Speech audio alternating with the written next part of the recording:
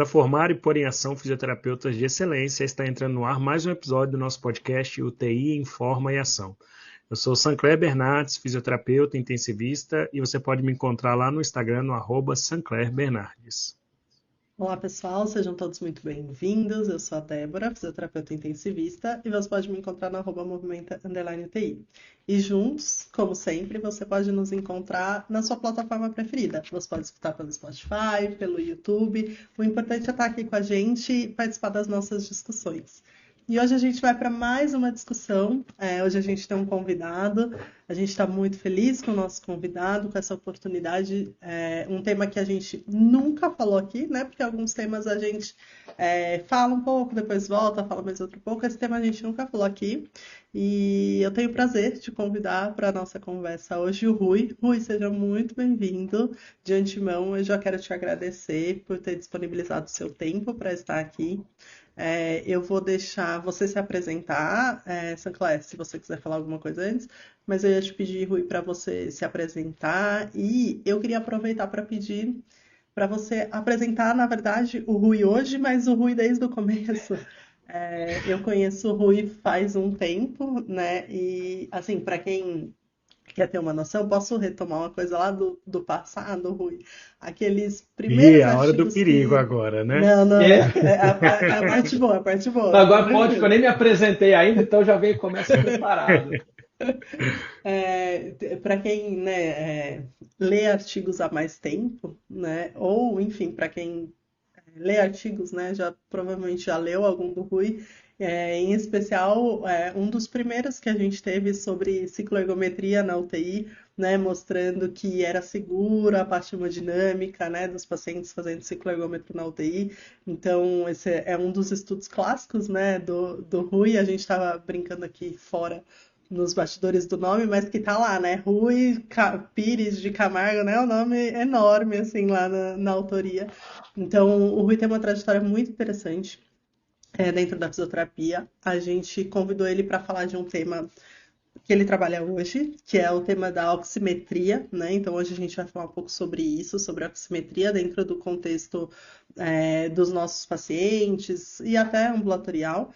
Mas o Rui tem uma trajetória muito interessante dentro da Fisio, então eu vou abrir o espaço para você se apresentar, e aí eu queria te pedir para você contar um pouco da sua história para todo mundo, que eu tenho certeza que vai inspirar muita gente aí a caminhar e a traçar alguns caminhos, né? Sancler, antes, quer dar boas-vindas?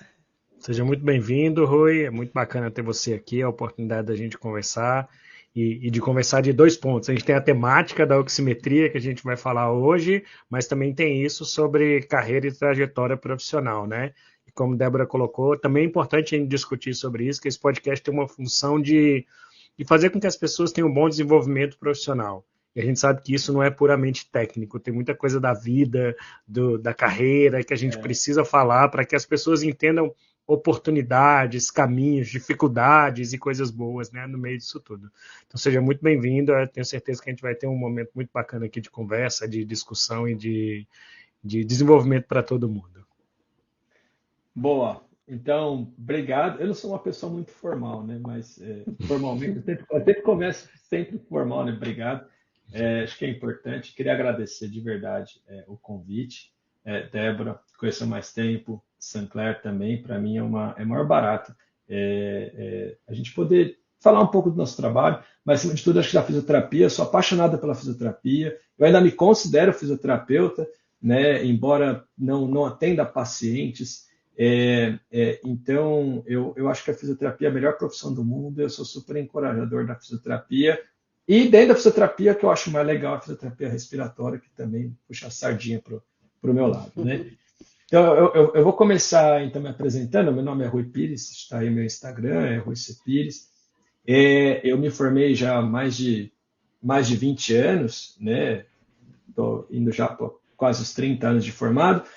E aí eu vim numa faculdade pública, né? E como toda formação na faculdade pública, a gente tem algumas programações, né? Então, a gente está sendo um pouco simplista aqui, mas na faculdade que eu tive, a gente tinha a opção para ser programado de duas maneiras. Ou a gente sai clínico, né? Olha, eu quero sair atendendo como eu já era apaixonado pela fisioterapia respiratória, mas não, eu quero trabalhar no hospital, eu quero trabalhar no hospital, quero ir para o hospital, é isso que eu quero, TI, eu quero a correria, etc., eu quero a enfermaria, né? Aliás, a minha primeira opção era trabalhar em enfermaria, porque eu gostava muito do contato com os pacientes, né? Então, naquela época era todo mundo muito sedado na UTI, na época que eu me formei, era excesso de sedação, a gente não conhecia ainda os trabalhos do John Kress, de Despertar Diário, lá do início do ano 2000, já estou falando um pouco da minha idade, e aí, e a segunda programação que você tinha era carreira acadêmica, né? Então, faculdade pública, a gente tinha lá iniciação científica, publiquei minha iniciação científica.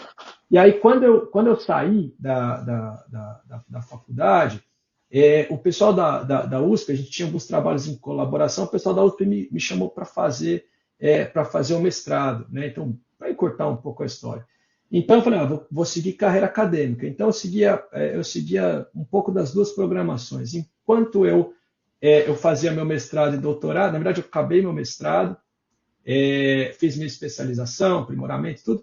E aí, depois teve uma vaga no HC e eu entrei nessa vaga para trabalhar no Hospital das Clínicas. Então, basicamente, enquanto eu estava fazendo meu doutorado, eu estava trabalhando no hospital, né, como clínico. Então, eu ainda estava na dúvida, né, a programação que eu queria era carreira acadêmica, e aí depois que eu estava fazendo doutorado, mas eu fui me apaixonando muito, eu não conseguia sair da clínica, porque a clínica era apaixonante. E aí, quando eu estava no meu doutorado, e a gente começou a estudar um pouco a coisa do despertar diário e tudo, eu lembro que eu fui no Europeu, e eu vi a apresentação de um ciclo ergômetro, eles publicaram os primeiros pacientes do trabalho que ia sair que saiu no Europeu, do Chris Burton, sobre cicloergometria diminuindo, né, como funcionalidade na UTI. E eu vi aquela apresentação europeu, eu falei assim, eu preciso de uma bicicleta. Daí eu voltei para o Brasil, eu falei, eu quero fazer uma bicicleta. A gente encontrou um cara, a gente fez uma bicicleta, a gente desenvolveu um protótipo de uma coisa que já estava sendo feita em outros lugares para o parque municipal, assim. Daí eu falei assim, cara, a gente precisa de um protótipo. Fizemos um protótipo e começamos a botar os caras para pedalar na UTI. Né? A gente conseguiu uma grana também para deixar o estudo bem mais robusto. E aí, enquanto eu estava fazendo meu doutorado e na clínica, a gente começou a coletar esses dados, que a minha ideia era fazer isso pós-doutorado, a grana veio antes, de almas caridosas que acreditaram na nossa ideia. E aí, a gente conseguiu e começamos a comprar, a gente comprou catéter para fazer análise tanto de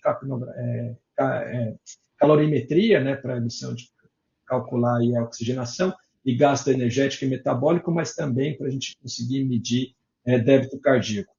E saiu esse trabalho e ficou tão bonitinho, eu tenho o maior orgulho, tá? A Débora pegou meu chão, aí quando eu falo deles, eu até falo, nossa, devia estar na pesquisa aí. É um trabalho que eu tenho muito orgulho, né?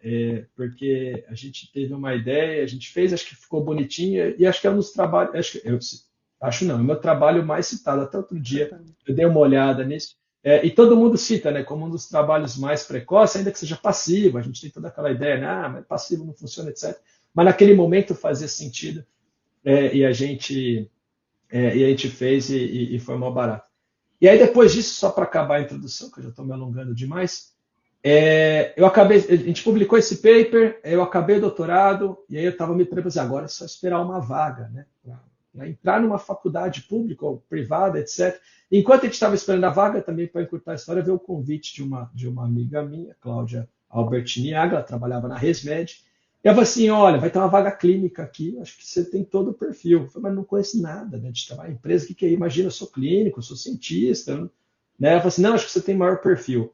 Dava assim, e isso é muito interessante porque a gente fala, por que você quer fazer doutorado? Uma parte quer ser pesquisador, mas uma parte quer ser porque eu quero dar aula.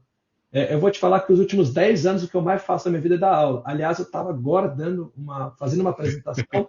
Eu faço apresentação todo dia, hoje é de oximetria, quando eu estava na ResMed, eu falava de ventilação mecânica, de sono, né, falava de fisiologia. Então, hoje as empresas, de maneira geral, essas empresas, tanto farmacêuticas quanto de equipamentos médicos, elas têm uma parte clínica que está crescendo. E a gente chama isso de venda clínica. Não é bem venda clínica, mas assim, quais são os argumentos clínicos que você usa para desenvolver ou para projetar um equipamento, né? Então, ventilador mecânico tem um monte. Como é que você diferencia o seu ventilador de outros? E eu lembro que quando eu estava na HC, e eu sempre gosto de citar a Adriana Hirota, que foi uma das minhas mentoras, e ela falava assim, ela tinha uma chavinha de fenda que ela carregava no bolso, e ela falava assim, vem cá, que se você vai mexer aqui, trabalha aqui na unidade, você precisa saber algumas coisas. E ela abria os ventiladores e ela começava a falar onde que estava ruim, o que que era. E ela foi me ensinando as peças dentro do ventilador mecânico. Tá vendo isso aqui, ó? Isso aqui faz isso. Isso aqui. E depois ela ficava brigando comigo e me tomando para ver se eu entendia como funcionava o ventilador. Se eu tirar essa válvula aqui, o que que acontece? E o que que não sei o quê? E eu fui pegando gosto nisso, né? E eu falei, nossa, faz todo sentido. E aí eu comecei a conhecer não só a ventilação mecânica, mas como que um ventilador funcionava. A hora que você começa a trabalhar numa empresa, isso é excelente, porque você aprende, ela te abre como é que o ventilador funciona. Então, a gente começou a trazer dentro das empresas, assim, como que o detalhe do ventilador te melhorava a clínica. Então, olha, tá vendo essa minha porta exalatória aqui? Ela é feita de tal material. E é por isso meu tempo de resposta é 0,3, isso me melhora a sincronia. É por isso que o meu ventilador, a gente fala que tem menos assincronia do que o dos concorrentes, porque justamente esse diferencial nas portas. Então, um pouco disso foi graças a Adriana. Eu me dei super bem, acabei mudando um pouco de funções. Trabalhei numa outra empresa depois, que é a Gas Live, que é um distribuidor nacional, onde a gente repetiu esse trabalho, agora mais focado em sono. E aí agora, mais recentemente, está na Anonim, que é uma empresa que trabalha com oximetria. Então, resumindo aí, já gastei um montão de tempo, mas foi isso. Então, acho que eu gastei bastante tempo nisso, porque eu acho que o fisioterapeuta é uma profissão extremamente capaz. Existe um mundo paralelo de oportunidade que o fisioterapeuta pode abraçar, ele é muito bem quisto, as empresas dão valor para o fisioterapeuta, elas gostam do fisioterapeuta justamente por isso. A gente sabe caminhar e conversar com várias pessoas. A gente conversa com o médico, a gente conversa com o enfermeiro, a gente tem diversas características ou skills que a gente chama, né, que nos permite não só estar numa clínica ou no hospital, não só ser coordenador de uma equipe, mas também não só ser cientista ou ser professor, mas também nos permite ser pessoas que vão se desenvolver e vão ajudar uma empresa a crescer. Então, acho isso mó barato. Muito bom. Eu lembro que, só um parênteses disso, eu lembro que a primeira vez que eu tive a oportunidade de ter contato com a empresa, né, com as empresas de equipamentos, aí a pessoa me falou assim, a gente gostaria que você fizesse um trabalho de application. Aí eu fiquei, cara, o que é um application, né? Aí tipo, ó, a gente vai fazer uma venda, você precisa ir lá falar da parte clínica atrelada ao aparelho. E aí é bem isso. É aplicabilidade mesmo clínica, né? O que você colocou. Então, assim, o conhecimento que a gente tem de fisiologia, fisiopatologia, da ventilação mecânica, da oxigenação, da oximetria e do impacto do que a gente faz no nosso dia a dia, de como melhora para o paciente, coloca a gente numa posição muito favorável para esse tipo de trabalho, né? Porque você tem o engenheiro, ele entende tudo ali, mas ele não tem o olhar clínico. O puramente clínico não tem o olhar da engenharia. A gente está numa posição favorável, né? Exatamente. E o engenheiro, você falou num ponto, o cara ele não pensa na funcionalidade, ele não pensa assim na aplicabilidade, ele pensa na função. A válvula abre e fecha. Ponto. Ele fala, mas olha, tem um botãozinho Aí aqui que tem que ser no você painel. quer saber se abre mais rápido ou não, né? Pronto. Mas tem um botão aqui, mas tá na parte de trás. Não me serve na parte de trás, precisa estar na frente. Ah, não, mas é só pegar atrás, né? Que bobeira. Eu falo assim, não, filho, é assim, salva a vez, é ventilador mecânico, tem que estar na parte da frente, tem que apitar para a gente ver. Aí vai, não, É. mas tá atrás. Então, são pequenas coisas que você fala. Quando você bota um clínico, você fala, gente, tem que estar aqui, né? Ou curva invertida, tanto faz. Não, não tanto faz. Você tá, pera, tem que É. estar. Né? É isso aí mesmo. Eu acho muito legal a gente começar assim, né? Porque eu acho que é isso, a ideia é sempre a gente colocar para todo mundo quais são as opções, né? Porque a gente sabe que tem muita gente que gosta do que faz, tem muita gente que depois de um tempo quer mudar, né? E aí acho que é importante a gente colocar aqui todas as possibilidades que a gente pode encontrar, né? Então, muito legal esse começo aqui de conversa. Agora eu queria ir para o que você faz hoje, Rui. A gente queria falar um pouco sobre oximetria. Primeiro eu queria fazer uma pergunta. que eu não sei se é Manda. uma pergunta meio ignorante, mas assim, é a mesma coisa, os termos estão corretos, eu posso usar oximetria, oxímetro e saturômetro, são termos diferentes, porque tem uma pessoa que eu conheço que ela fala, porque o saturômetro, e eu falei, vou aproveitar e perguntar pro Rui. Pode usar os dois? Não pode usar os dois? Bom, olha só, eu não sei a resposta correta. Não sei se tem uma resposta correta. Vou te falar o que eu acredito, tá? O termo que a gente mais usa é oximetria, né? Agora que ele vai, porque você está medindo a oxigenação. Ou saturometria, você está medindo a saturação. O que eu vi em alguns países da América Latina, eles usam saturômetro, eles não usam oxímetro, Hum, né? Então, quando você fala em saturômetro, você fala em saturometria. Quando você mede a oximetria, não, a oxigenação, então eu acredito que os dois termos são equivalentes. Agora, uma coisa que o pessoal se confunde muito, e eu vou te falar até de mim, que até pouco tempo atrás também confundia, né? A gente fala de saturação, então quando você tem o Azinho, né, saturação arterial. Quando você tem o P, o SpO2, é Perfeito. saturação periférica ou de pulso. Na verdade, o termo mais correto é pulso. Por quê? hum, Porque é o princípio da oximetria que você mede, ele é pulso dependente. Aí já fica a primeira coisa que tem interferência. Por que você fica lá trocando os dedos, né, quando o pulso está baixo? Né? Então, o cara da UTI ele tem o pulso menor, ele tem a interferência no sinal. Aí essa é uma das validações que o oxímetro precisa ter, validado para baixa perfusão ou baixo pulso. Então, o pezinho a gente chamava às vezes de periférico, mas o mais correto mesmo é pulso, mas P também é periférico, serve. Isso é uma coisa que eu passava batida, eu falava periférico. Ainda falo, legal, né? Tá tudo certo. interessante. Né? E aí, bom, vou começar então com a primeira pergunta oficial que eu queria fazer, Rui. A gente já falou aqui algumas vezes no podcast sobre inovação, né, coisas é, mais novas para, por exemplo, né, ver movimentação do paciente na UTI, né, maneiras novas de avaliar algumas coisas.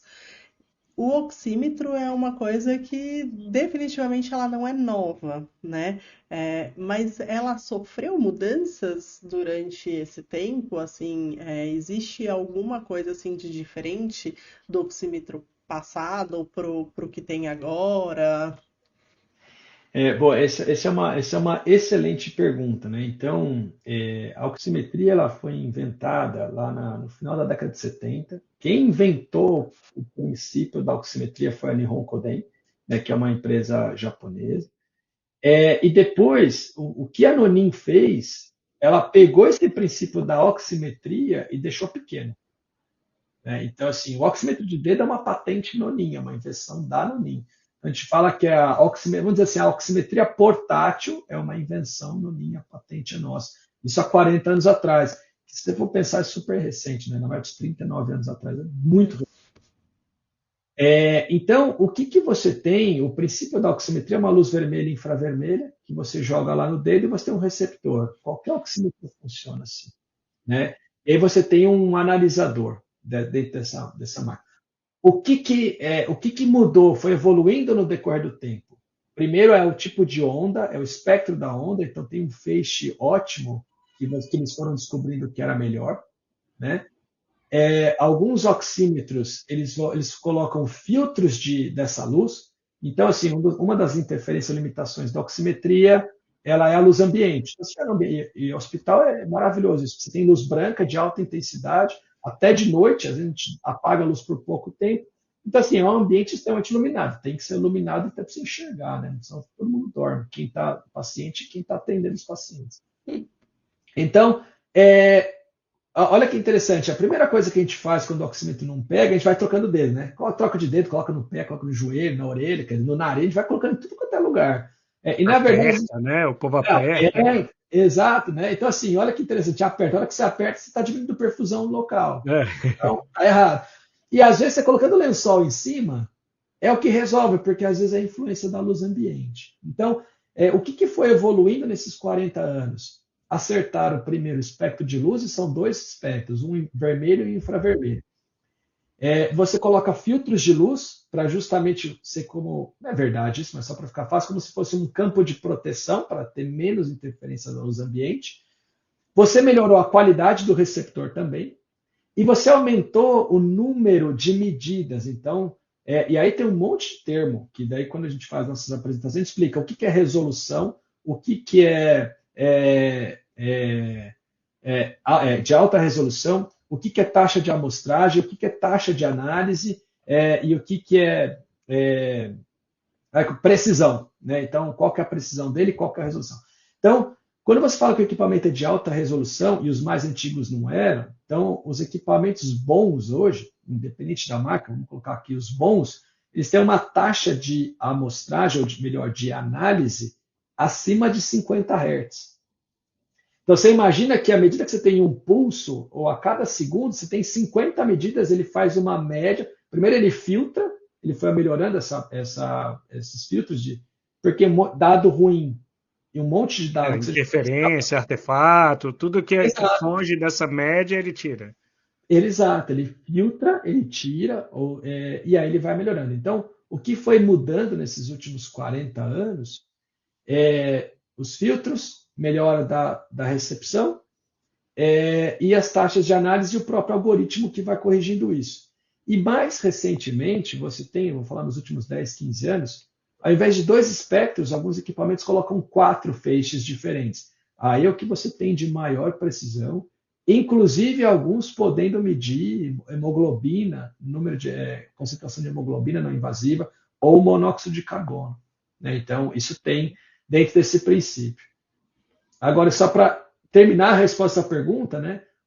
Se a gente tiver o básico bem feito, embora a oximetria não seja uma novidade, o que a gente vê, e aí principalmente depois da pandemia, como é que você sabe, né, que o seu oxímetro hoje é bom, né? Então, na verdade, se você tirar as validações necessárias, você vai jogar 90% no lixo, você vai ficar com 3 ou 4 marcas. Os oxímetros bons, que tem a validação, que tem tudo isso de tecnologia que eu estou falando.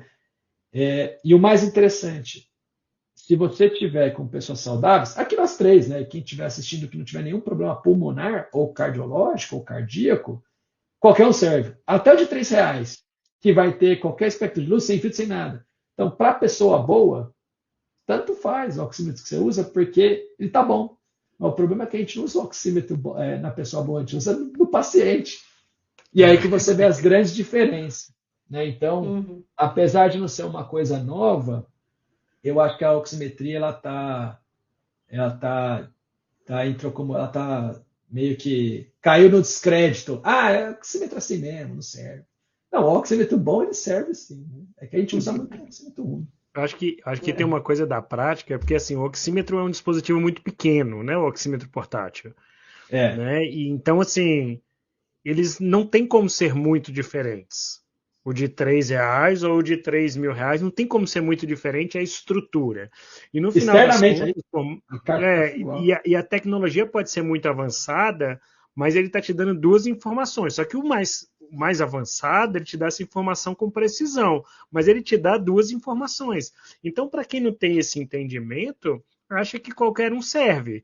E aí o Rui entregou um pouco do tempo dele de formado, eu sei o tempo da Débora, eu vou dizer que eu estou no meio do caminho entre vocês dois, mas eu lembro que, por exemplo, na minha época de faculdade, as pessoas não tinham oxímetro, né? Não era um artefato que o fisioterapeuta tinha o seu oxímetro, a gente tinha oxímetro no serviço. E não é porque o Rui está aqui não, mas era assim, 99% eram oxímetros da Nonin. E aí a gente falava, são 2 coisas que você pode ter um dia se você for ser um fisioterapeuta respiratório. É um estetoscópio Littmann e depois, quem sabe, um oxímetro da Nonin. Mas a gente tinha a certeza da qualidade. Então hoje, como você falou, principalmente depois da pandemia, não é só a pandemia, né? É uma questão mercadológica, a liberação de venda disso em farmácias pelo mundo afora. Então hoje você vai em qualquer farmácia, você tem 5, 10 tipos de oxímetro. Você entra na Shopee tem oxímetro, na Shein tem oxímetro, na AliExpress tem oxímetro. Então, como é tudo muito parecido, a qualidade você não tem como saber simplesmente olhando. Porque você olha uma Ferrari, você olha um Fusca, você fala, eu quero essa Ferrari. Mas você olha 2 oxímetros caixinha preta, para quem está de fora é impossível saber de todas essas referências tecnológicas, né? Exato, exato, secretário. De novo, aí eu retomo a importância do fisioterapeuta, né? Então, qual que é o meu principal trabalho hoje, né? Como fisioterapeuta, explicar para os clínicos essas diferenças. Porque eu não, e olha que interessante, você trouxe Danonin, né? E a Danonin realmente é uma marca muito famosa, as pessoas conhecem. Mas nos últimos 10 anos isso se perdeu. Por isso que eu falo um pouco da pandemia, por quê? Porque existe o apego da marca que você conhece, então, e quem trabalha com pesquisa normalmente já usa a marca. Então, isso gera Uhum. essa referência, né? Mas o cara que se formou hoje, que às vezes ele não quer a pesquisa, ele não vai ter esse contato. Ele vai fazer o que todo mundo faz, ele vai entrar na internet, vai ver um de 15, um de 1.000 e vai ver o de 100 e vai falar, eu não preciso do de 1.000, é muita coisa. O de 15 é ruim, né? Porque o preço fala um É. pouco, pô, no de 100, né? Então, a gente faz isso para tudo na vida, a gente faz isso, né? Você vai lá no cinema, a pipoquinha pequena é uma bica, grande, você, vou na grande, né? Porque é mais vantagem, ou na média. Você tem lá duas, três opções, é o que a gente faz. Então, acho que o nosso trabalho é justamente mostrar isso. E por que que eu falo, de novo, às vezes o pessoal fala assim, mas eu vou comprar isso aqui mais barato, né? Então, tem algumas fotos que já estão aqui circulando, as pessoas compartilham comigo e postam isso também, né? Paciente na mesma mão, né? Mesma mão com cada dedo com oxímetro. Cada um está dando uma coisa. Então, tem oxímetro que está dando 99, outro está dando 89, outro 84. Está lá no meu Instagram essa foto. Né? Então, assim, 84 você manda para o hospital, 89 você coloca oxigênio, 99 você Pois tira é. oxigênio. Pois é. E A aí, gente tem decisões clínicas a tomar a partir desse é, resultado, né? E aí, o que que você faz? Isso te confunde. E aí você fala, isso é oxímetro. Só que tem o outro lado. Tem o lado hoje que, querendo ou não, assistência remota ela existe. Então, em algum momento, isso passa comigo. Provavelmente já passou com vocês e passa todo dia. A família liga e fala, está acontecendo isso. O paciente, eu estou sentindo isso, mas a minha oximetria está boa. O que que eu faço? Aí, o que que você faz? Fala É assim, o não, oxímetro vai, ou vai para o assim? hospital. Não, mas eu não estou tão ruim assim, né? Então fica. Mas aí o cara descompensa e fala, pô, mas eu te liguei e você falou para eu ficar em casa. E isso tem, algumas pessoas têm compartilhado essas histórias, né? Que quando o cara chega e você compara os oxímetros, ele fala, ó, isso aqui é um oxímetro na América Latina, tirando o Brasil, a gente chama de grado médico, né? E não comercial. O pessoal fala que tem o oxímetro comercial, que é o baratinho, que é o só para quem está bem, para quem está bem pode ser qualquer um, né? Já falei isso. Uhum. E esse aqui é de grado médico, isso aqui é para uso em saúde, né? Não é para uso cosmético, etc. E isso E, faz toda a diferença. e isso é tão importante falar sobre isso, porque assim, se a gente for dentro da UTI, são inúmeras decisões que a gente toma a partir da oxigenação do paciente. E ou a gente está lá brigando para ter uma gasometria, ou brigando para não ter, não sei, com a possibilidade de fazer essas intervenções com oximetria. Se a gente for pegar a última definição de SARA, o conceito mudou e falou que realmente não precisamos da gasometria, a gente tem que ter oximetria. Você pode fazer uma relação saturação FiO2. Mas eu só posso ter isso quando eu tenho uma avaliação confiável. Né? Então, assim, você não vai lá e faz uma gasometria com qualquer gasômetro, é um gasômetro, é um aparelho, tem registro, tem calibração, tem tudo. Por que que Exato. a evidência científica nos mostra que a gente pode usar a saturação para isso? E hoje, assim, para um fisioterapeuta de UTI, a saturação é tudo para guiar suporte de oxigênio para esse paciente, ajuste de FiO2, tomada de decisão, intuba, não intuba, estuba, não Intensidade de estuba, prona, não exercício, né? prona e tal. São É, tantas coisas para tomar de decisão que a gente precisa colocar isso nas discussões mais frequentemente da formação e da formação continuada dos profissionais. exato, e é por isso que, assim, eu acho que, como fisioterapeuta respiratório, em algum momento você precisa ter um bom oxímetro, né? Porque senão a gente fica assim, mas é o hospital que dá esse oxímetro ruim, etc. Então, aí de novo a gente entra para um outro nível de conversa que talvez seja até papo para um outro momento, né? Mas vamos falar do que tem de evidência. Esse é o ponto principal, e acabou de sair recente um editorial sobre isso, né? Que ele comenta. Há 2 anos atrás, começou uma nova frente falando o efeito de hipoxemia oculta. Né? Então, não relacionado ao TI, mas que é o conceito de hipoxemia oculta, de novo, de maneira simplificada? É você ter o oxímetro falando que você está saturando super bem, quando na verdade a gaso está falando que você está mal pra caramba. Então, assim, a oximetria falando que você está por cima de 92 e a gaso fala que você está 88 para menos. Então, assim, você está hipoxêmico, mas o oxímetro não está vendo.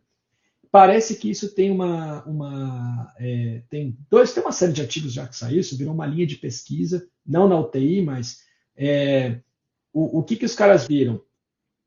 A cor da tonalidade da pele interfere no valor da oximetria. E existe uma tendência de indivíduos de pele escura, os indivíduos negros e pardos, superestimarem esse valor. Ou seja, esse evento de hipoxemia oculta é muito mais frequente em quem tem pele marrom, ou parda, ou escura.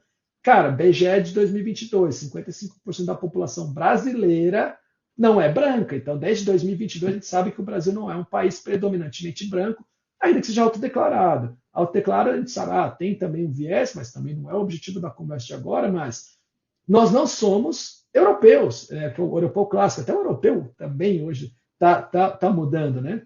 Mas vamos dizer assim, o clássico, né, nós não somos. 20% da população dos Estados Unidos é negra, né? E o que aconteceu? Obviamente, hipoxemia está relacionada com mortalidade. O que os caras fizeram? Será que na pandemia, que nos Estados Unidos proporcionalmente morreu muito mais indivíduo negro do que branco?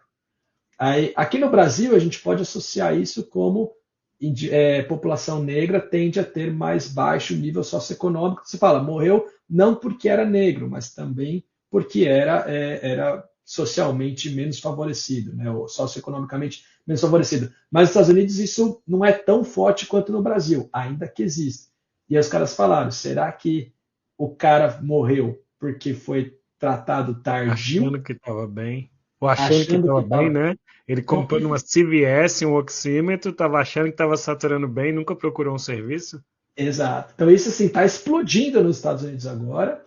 E aí nesse editorial ele fala que hoje na UTI estão falando de saturação FO2, não é nem mais PO2 FO2, é saturação FO2, como você comentou.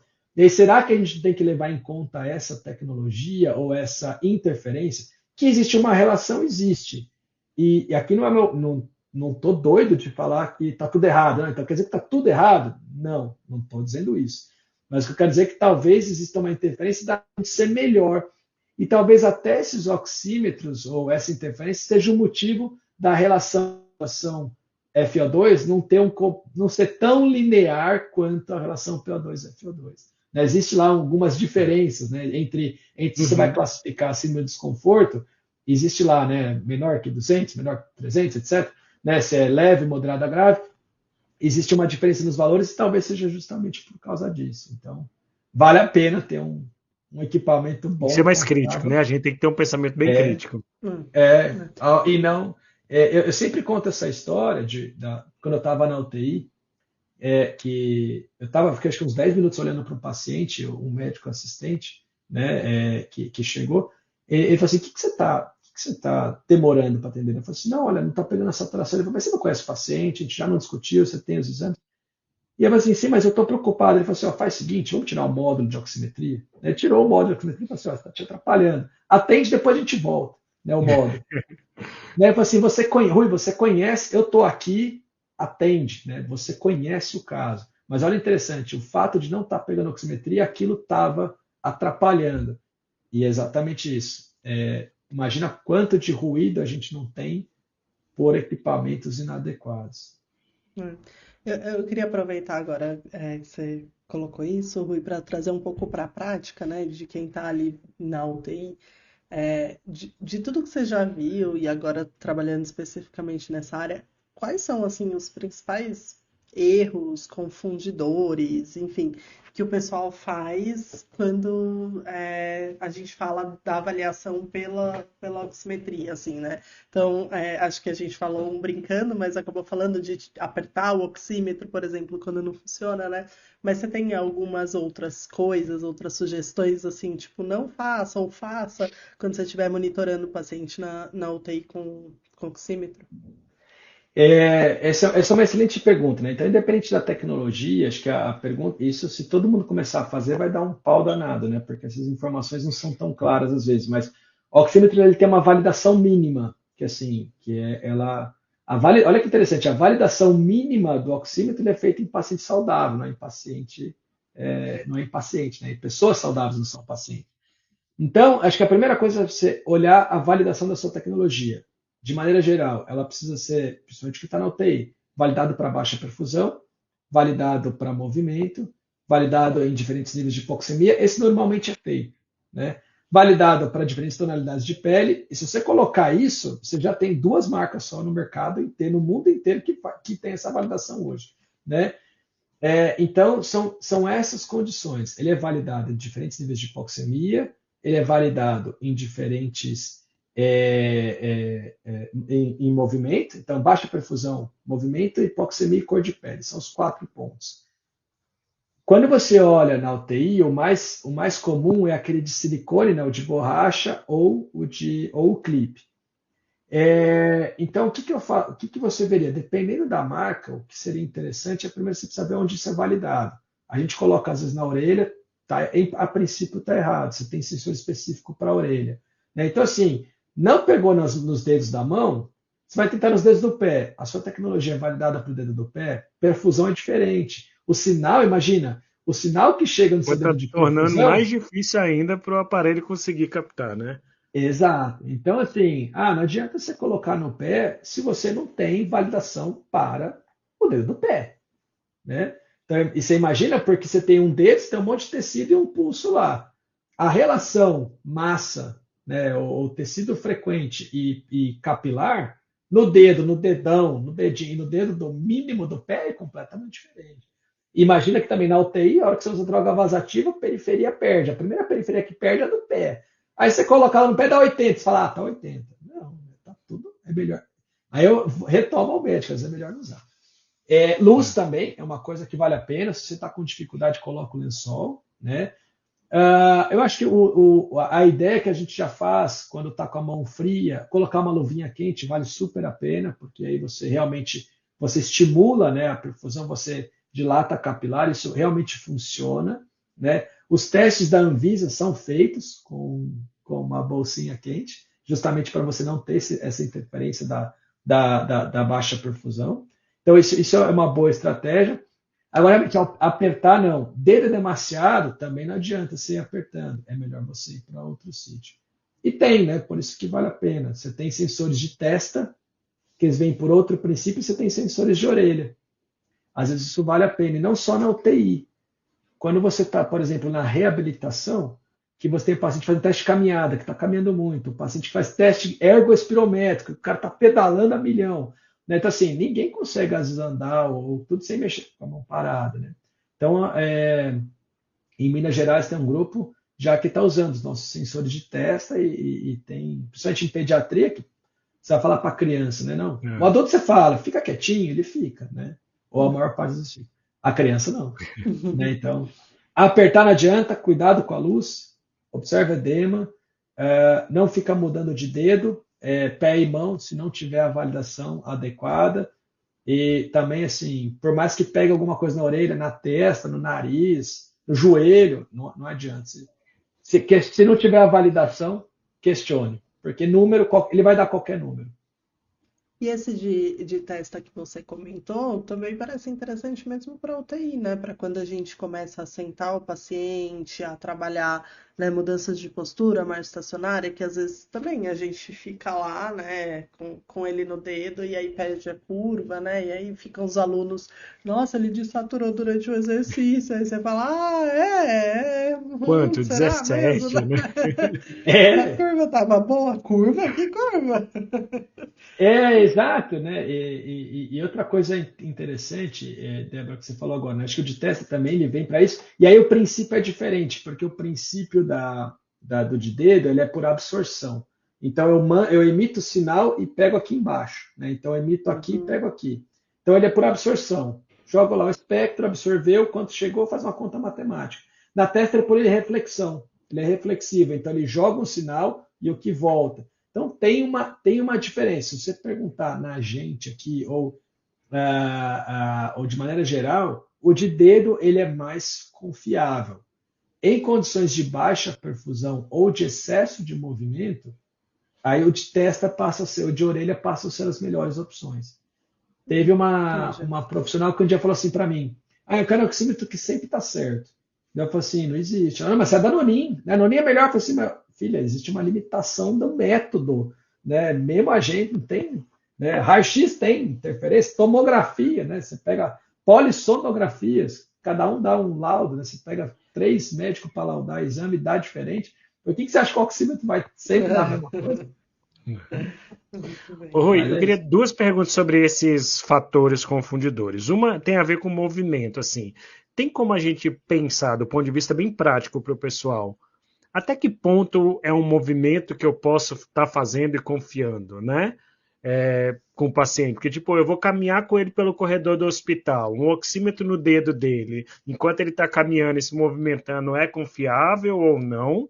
Se tem como a gente pensar em alguns níveis de atividade.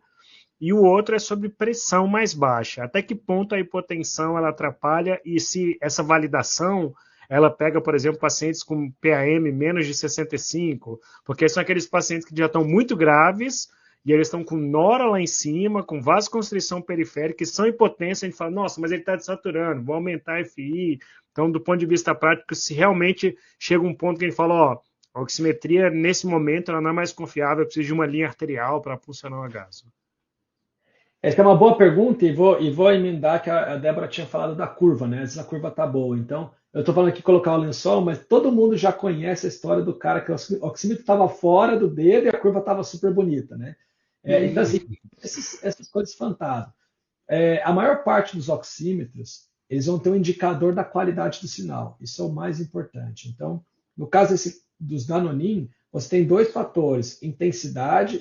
Se for o mais simplesinho, esse de dedo, você tem a cor. Então, assim, ele dá um bip e a cada bip ele te dá uma cor. Verde está ok, amarelo está mais ou menos e vermelho está baixo. Então, mesmo no equipamento da Nonins, mesmo que ele estiver marcando alguma coisa boa, ele vai te avisar, olha, a qualidade desse sinal é duvidosa, tá? O que pode acontecer é que se esse movimento, ele ainda que de instabilidade, se manter constante, o algoritmo vai trabalhar para corrigir, porque daí é o que eu estou te falando, tá captando dado, tá captando dado. A hora que aquilo vai vindo como constante, ele vai se acomodando. Então, isso também é um bom oxímetro, ele vai tentando, pelo menos parcialmente, se adaptar. Então, você tem por cor. Em outros oxímetros, ele vai ter tanto a cor quanto a intensidade do sinal. Aí ele vai ter um gráfico de barra. Quanto maior a intensidade, melhor. Então, você pode ter uma intensidade alta, mas com qualidade ruim. Você pode ter um sinal, uma intensidade baixa, mas com qualidade boa. Então, no caso da Nonin, por exemplo, se está verde, manda bala, está super bem. Né? E aí você vai trabalhando nisso. A curva que a gente fala, da curva pletismográfica, ela deriva dessas duas condições, de intensidade e qualidade. Aí o que, que a gente fala? Se você tem um equipamento bom e a curva está boa, ok. Se você tem um Confiável. equipamento ruim e a curva está boa, não ok. Porque ela está derivando esses dados do índice de perfusão. Qualidade e intensidade gera índice de perfusão, que é uma estimativa baseada na comparação de um sinal com outro. Então, você tem um sinal que você considera padrão, e existe um mínimo de sinal, que a gente chama um índice de perfusão mínimo, que você vai, alguns falam 0,4, então assim, maior que 2, isso é bom, menor que 2 vai mostrando o quanto do oxímetro está indo bem ou não. Então, esse índice de perfusão, ele deriva na qualidade e na intensidade do sinal. E a curva pletismográfica, ela é derivada desse índice. Então, a variação da curva pletismográfica, né, o PVI, que a gente chama, variação da intencional da curva, ela é baseada nas variações do índice de perfusão, que é o que você está comentando. O paciente levantou, tudo vai mudando, a curva vai mudando. Faz prova de volume. Por que você pode usar a oximetria na UTI para fazer uma prova hemodinâmica de resposta a volume? Porque você muda a intensidade do sinal. E você vê isso pela curva. Mas mais fácil seria ver pela intensidade da barra, e não pela curva. Por quê? Sim. Porque curva boa de oxímetro ruim, que está cheio de dado, que é ruim, que não é acurado nem preciso, não quer dizer nada. Então, depois de tudo isso, né, você vê que não a gente vai falando tanto de tecnologia que tem por trás disso, você falou de dois fatores, essa atração e frequência. Mas como que você pode saber se o sinal está bom? Se você tiver com equipamento mais simples, olha a cor do sinal, que é indicativo da qualidade do sinal, avalie a qualidade do sinal. A maior parte dos oxímetros tem uma barra de validação da intensidade ou da qualidade do sinal. O sinal está bom, manda bala. Não está bom, está ruim. Aí é melhor você considerar outra avaliação. E uma outra coisa que eu ouço, acho que vocês também já ouviram, eu quero saber queria que você falasse um pouco se é verdade. Existe mesmo um atraso de leitura? Então, por exemplo, quando o paciente, sei lá, está saturando 78, né? Você desconectou para aspirar, enfim, caiu a saturação para 78. Aí, normalmente, né, sempre tem alguém para falar assim, não, espera, porque demora um tempo para ler mesmo, né? Tem um atraso na leitura do oxímetro, então não é mais 78, ele já está melhor. É isso mesmo? Essa pergunta é muito interessante. Mas se a gente tivesse combinado, não teria dado tão certo as perguntas, né? Mas assim, existe um atraso que ele é fisiológico de resposta. Quando você abre para aspirar, você desconecta, você está tudo. Então, assim, existe uma dessaturação central, vamos chamar assim, que é lá no pulmão. Até isso ser reverberado para a periferia, demora um tempo. Né? Tem um atraso de resposta, porque uma coisa. E aí, quando você volta a oxigenar, também demora, porque você está oxigenando o pulmão até aquilo passar e chegar a atingir lá o dedo. Agora, tem um outro fator também que repassa para o algoritmo, né? E como o equipamento funciona. A Anonim, por exemplo, o tempo de resposta máxima dele, então não estou falando mais em taxa de avaliação, estou falando em taxa de amostragem, que é a reciclagem do dado que você está vendo na telinha. Ele é no máximo de 3 segundos, e quanto mais rápido a sua frequência cardíaca, porque o tempo de resposta dele é baseado nos pulsos e não em tempo. Então, isso mostra que quanto mais rápido a frequência cardíaca, mais rápido o refresh dele, mais rápido o seu sinal, a sua resposta. Alguns são por tempo. Equipamentos mais avançados, você escolhe esse tempo. Em outros equipamentos, você não escolhe. Vou dar um exemplo. Esses baratinhos que o pessoal compra de até R$100, alguns deles têm tempo de resposta de 12 segundos. Então, você imagina que é o tempo de você reoxigenar tudo, mais os 12 segundos e mais 12 segundos de média. Quer dizer, você só vai ter essa resposta depois de 30, 40 segundos. Aí é o cara que você fala, você aspirou, você fez tudo, etc., ele ficou super bem. A hora que você reconectou, ele volta a cair. Você fala, ué, o que está acontecendo? Mas é isso, porque a resposta está Você muito... começa a achar que o oxímetro está equivocado porque ele está 90 e tantos, de repente ele cai para 80 e poucos, mas é porque existiu uma queda que você não pôde observar por causa desse tempo, né? Exato, exato. E alguns deles têm um tempo de médio de análise de 30 segundos. Quem deixa 30 segundos o oxímetro dentro do paciente? Não deixa. Né? Então, são coisas que, às vezes, tá naquela letra bem pequenininha do manual e ninguém olha. Também faz super diferença. Tempo de resposta e recuperação. E a questão do 2 a mais ou 2 a menos em relação à gasometria? Mito ou é verdade? É quase mito e quase verdade. Por quê? Porque a gente acha que é mais ou menos 2, então, primeiro que essa tração arterial para a periférica já tem uma diferença. Por quê? Porque a gente estima que a gente está sempre considerando no indivíduo saudável. Quando cai pH ou aumenta pH, 2, 3 DPG ou CO2, isso interfere na curva de dissociação. Então, para indivíduo não saudável, a saturação periférica, ainda que seja o melhor oxímetro, já tem uma pequena diferença. É por isso que você pode falar que, para titular oxigênio, pelo amor de ninguém, de maneira geral, gente, já estou falando aqui, ó, de maneira geral, tá? Saturação arterial 88 em repouso, mas você usa a periférica 90. Justamente por isso, porque você pode dar esses dois. Agora, essa alteração de mais ou menos 2 não é de diferença em relação ao gaso. Ela é 2, 3 em relação à média quadrática. É a média quadrática, que a gente chama isso de ARMS, que é você pegar a acurácia, a precisão, elevar ao quadrado, somar e dar a raiz quadrada disso. Ou seja, esse mais 2 que você está falando, em alguns casos ele pode ser mais 6. E menos 2 pode ser, em alguns casos, menos 6. Ou seja, a variação da oximetria ela pode ter esses pontos, de alguns casos até para mais 4 pontos a mais e 4 pontos para menos.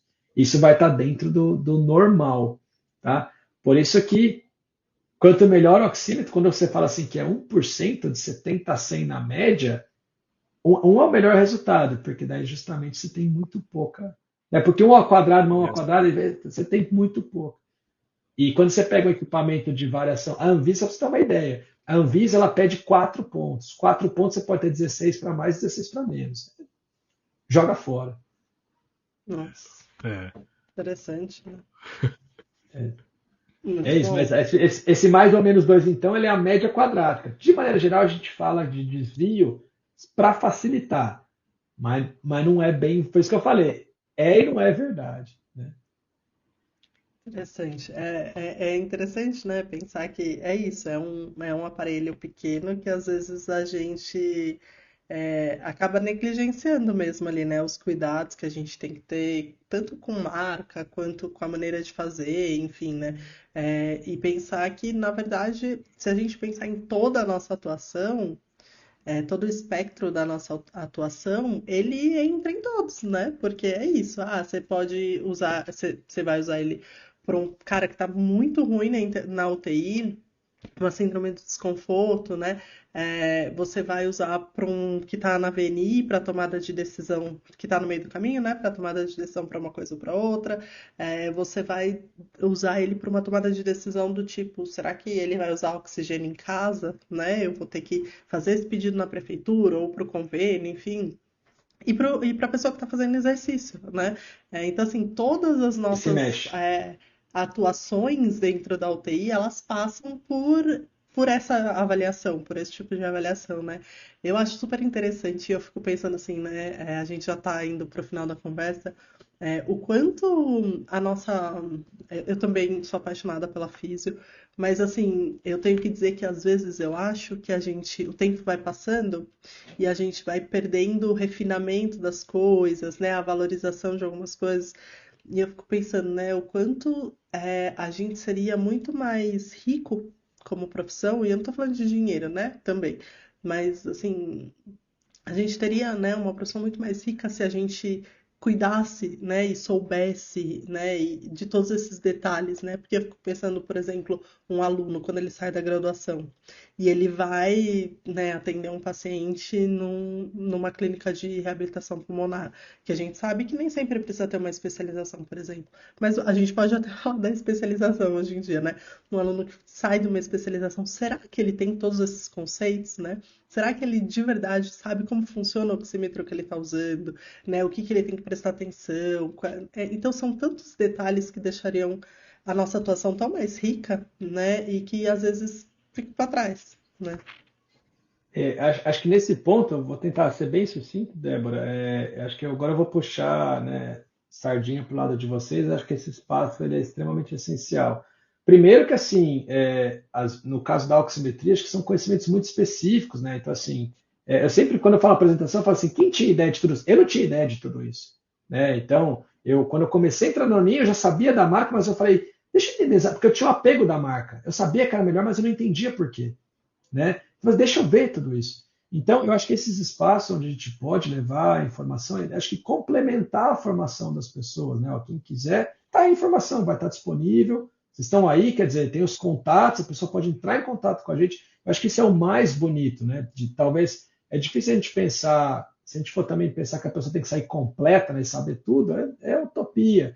Mas eu acho que esses espaços que vocês estão criando, poxa, vocês estão de parabéns por isso, é justamente esse complemento que antes não tinha. Né? Eu sou da época que para você ter acesso a alguma informação um pouco a mais livro, o livro está atrasado 10 anos no mínimo, qualquer livro até hoje, por mais rápido que seja, quando ele lança ele já está atrasado. Né? E hoje você tem, eu ia na Bireme para tirar xerox do artigo, né, etc. Hoje Encomendar um você tá, artigo pelo Ministério da Educação.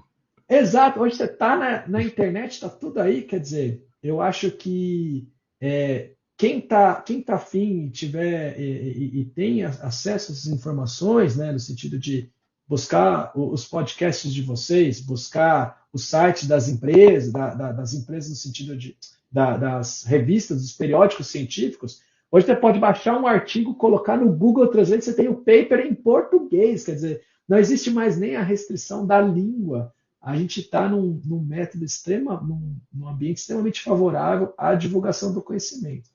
O golpe está aí, está quem quer, a educação e a informação está aí, de qualidade, né? De qualidade, vocês são duas referências, né? Então, a melhor coisa é isso, é você ouvir de pessoas de referência que já têm credibilidade, informação rápida e de fácil acesso. Então, parabéns para vocês também. Obrigado. Eu acho que isso tem muito a ver, você está falando, Rui.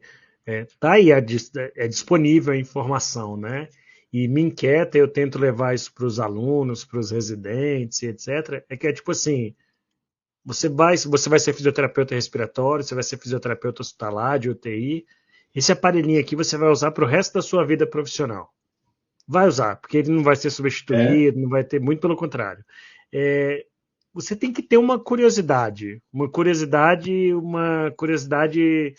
crítica, de saber pelo menos o mínimo. É muito pequeno, é muito raso eu entrar na fisioterapia respiratória, olhar para uma saturação e falar, isso aí é porque eu acho que o paciente está com anemia, sem a pessoa nem raciocinar por trás qual é o impacto disso, de pensar na luz. É muito pequeno uma pessoa nunca ter pegado um oxímetro e falar, é uma luz que vem daqui para cá. A pessoa tem que ter uma certa curiosidade para isso. E concordo que a gente não consegue colocar essa formação por completo, porque não cabe, e nem sei se era necessária mesmo, mas uma parte básica de estimular essa curiosidade. E você falou, hoje a gente tem mais opções e mais possibilidades de discutir e conversar um pouco mais sobre isso. Ser menos mecânico, menos técnico e mais curioso, mais aprofundado e tal, para que a gente possa ter um melhor desenvolvimento, né? Eu vejo dessa maneira aí atualmente. Não, com certeza. Eu acho isso. A curiosidade é essencial, né? E o estudo, né? Assim, eu sou a favor do estudo. Eu acho que a excelência no atendimento, a excelência no profissionalismo, ela passa por estudo. Tem várias maneiras de estudar, você tem várias maneiras de adquirir conhecimento. De novo, gosta de podcast, ouça o podcast, gosta de vídeo, veja o YouTube, gosta de ler, tem o paper, né? Assim, hoje você tem vários, mas a excelência passa por você parar e prestar atenção em alguma coisa. Escolhe o método, mas tem que parar, né? Eu acho que as grandes referências da clínica, fisioterapeutas ou não, é inquestionável quanto elas dedicaram estudando. E aí cabe a cada um, né? Mas não quero ser... A nossa válvula de escape é assim, mas a gente não precisa ser tudo isso, né? Mas é o que você falou, um mínimo de curiosidade de estudo tem que ter. Exatamente. Bom, nossa conversa está muito boa, mas a gente precisa acabar. Acho que foi um podcast muito rico, né? Tanto no começo, né, de ouvir sua trajetória, Rui, que de verdade, assim, é muito inspiradora. Eu sempre falo muito para os alunos, né, que é onde eu tenho mais contato também, gente, né, os caminhos estão abertos, né, assim, porque é impressionante, você falou no começo, e é isso, né, as pessoas ficam, ou eu vou fazer isso, ou eu vou fazer isso, gente, e os outros, né? Lógico, né, Rui, que eu acho que o fato de você ter, né, trabalhado no HC, ter essa parte clínica, ela foi fundamental para você chegar onde chegou, né? Mas eu digo assim, por enxergar outras possibilidades de caminho, né, e de segmento, né? Às vezes o pessoal, hoje a gente ouve bastante, eu quero fazer UTI, mas eu não sei se eu quero ficar muito tempo nisso, né? Mas tem outras portas que podem se abrir, então acho que é uma conversa muito, muito rica nesse sentido. E de falar de oxímetro, que a gente não tinha falado ainda, e acho que não tenho dúvida que a melhor pessoa para fazer isso aqui com a gente foi você. Então, queria agradecer pela sua presença, pela sua disponibilidade de tempo, né? Que hoje tempo é uma coisa rara para todo mundo, né? Então, obrigada por ter dado seu tempo aqui para a gente. Toda vez que a gente acaba o episódio, a gente dá alguma sugestão, ou de leitura, ou de filme, ou de livro, enfim, se você quiser pensar em alguma coisa até o final, algum filme, algum livro, alguma coisa, algum podcast que você gosta de seguir, enfim. Eu fiquei pensando, e não precisa ter a ver com o tema, tá? Mas eu fiquei pensando no tema, aí eu fiquei, nossa, tem o filme do ET, né? Mas eu não vou dar essa dica pro pessoal assistir o filme do ET, né? Por causa da luz, assim, né? Do dedo, do dedo me veio na cabeça. Mas aí, vocês sabem que tem no Netflix, Eu tenho duas crianças, né? No Netflix tem um seriado que chama Aliens TV. Não sei se vocês já assistiram, não sei se São Clair Esse tem não. criança. Chama Aliens TV, no Netflix. É de criança, assim, mas, gente, é muito engraçado. É um monte de alien, eles não falam, é como se eles tivessem caído no Brasil, assim, e eles não falam nada, sabe? As crianças se divertem, então fica a sugestão, se um dia você quiser dar risada de alguma coisa nada a ver, tem esse seriado no Netflix. Sinclair, vou passar para você. Obrigada, Rui. Espero te encontrar pessoalmente em breve. Vou passar para o Sinclair para se despedir, depois a gente abre para você se despedir do pessoal também. Muito bom. Rui, muito obrigado pela sua participação. Acho que é muito valioso a gente ter esse tipo de conversa.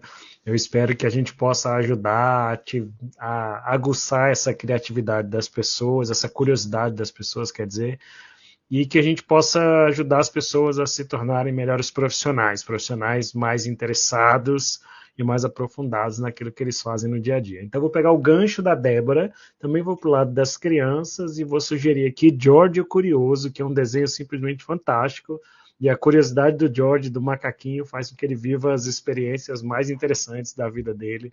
Então, quem quiser, assista lá George o Curioso. É um macaquinho que aparece, inclusive, num clipe do Jack Johnson. Para quem gosta de música também, o Jack Johnson tem um clipe que é com desenho animado. É o George o Curioso que está lá. Assistam, vale muito a pena.